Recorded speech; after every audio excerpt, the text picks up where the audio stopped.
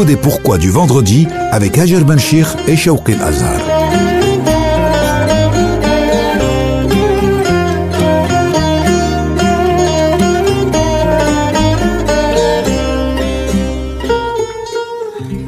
Bonjour à toutes et à tous. Aujourd'hui, à nouveau, pourquoi avec Dr Shawqi Azhar, docteur en théologie. Bonjour docteur. Bonjour Hajar. Notre pourquoi aujourd'hui, pourquoi la malveillance envers les parents est classée en haut du tableau des péchés capitaux juste après le polythéisme. Oui, tout à fait Hajar. Écoutez, le Coran fait référence à cela à plusieurs reprises. C'est-à-dire que le Coran invite les gens, ordonne aux gens d'être bienveillants envers leurs parents juste après leur avoir ordonné d'adorer Dieu uniquement. Par exemple, le Coran nous dit وَقَضَى رَبُّكَ أَلَّا تَعْبُدُوا إِلَّا إِيَّاهُ وَبِالْوَالِدَيْنِ إِحْسَانًا. Votre Seigneur a décrété de n'adorer que lui et d'être bienveillant envers les parents. Et dans un autre verset, وَاعْبُدُوا اللَّهَ وَلَا تُشْرِكُوا بِهِ شَيْئًا وَبِالْوَالِدَيْنِ إِحْسَانًا. Adorez Dieu et ne prenez aucune divinité à côté de lui et soyez bienveillants envers vos parents. Dans un autre verset encore, قُلْ تَعَالَوْا أَتْلُوا مَا حَرَّمَ رَبُّكُمْ عَلَيْكُمْ أَلَّا تُشْرِكُوا بِهِ شَيْئًا وَبِالْوَالِدَيْنِ إِحْسَانًا.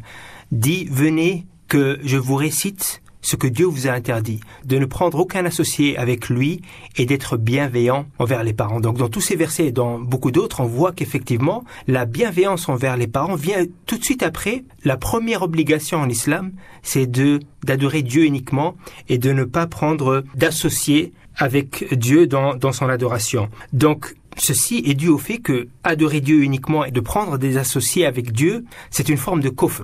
C'est une forme de mécréance. Et vous savez, le mot kufr en arabe veut dire mécréance, mais veut dire aussi ingratitude.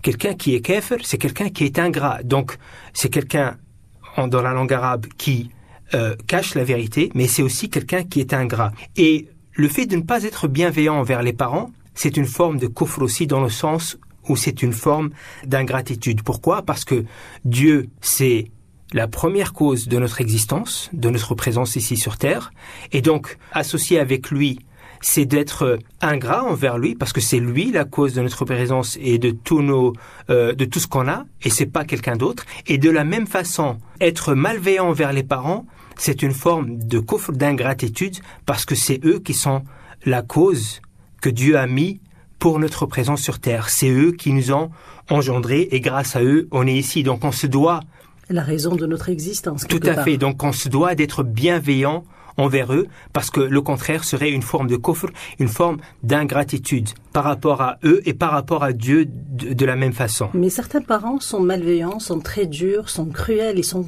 pas tous parfaits. Dans ce cas-là, comment se comporter avec les parents ? Écoutez, le Coran nous dit qu'il faut être le contraire de le kufr, c'est-à-dire shukr, c'est-à-dire il faut être reconnaissant envers Dieu et envers ses parents. Wa anishkur li wa liwalidayk. Sois reconnaissant envers moi, envers Dieu et envers tes parents. Donc, on doit être reconnaissant envers Dieu parce que c'est lui, encore une fois, la cause de notre présence ici, et envers nos parents parce que c'est eux la cause de notre présence. Maintenant, pour répondre à votre question, effectivement, il y a des parents qui sont malveillants envers leurs enfants, etc. Mais ici, le Coran est très très précis dans l'usage des mots.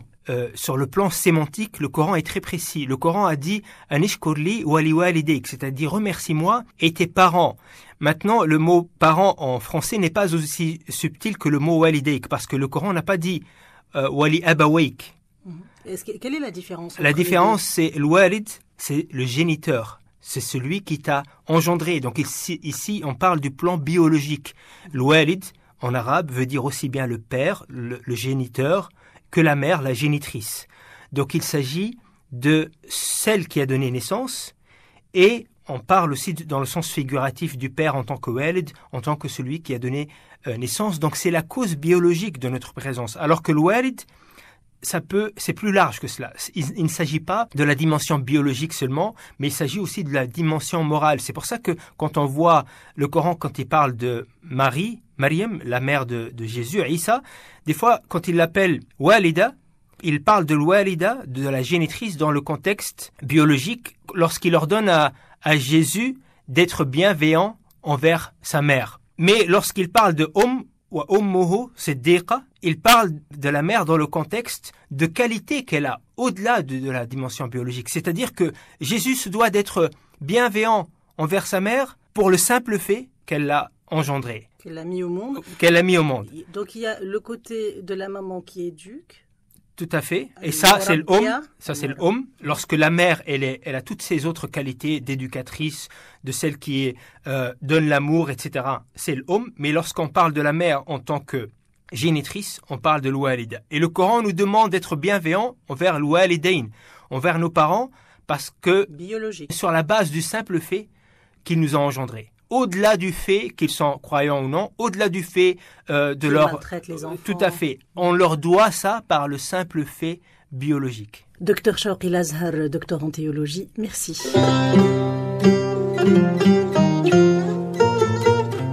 Le dico des pourquoi du vendredi.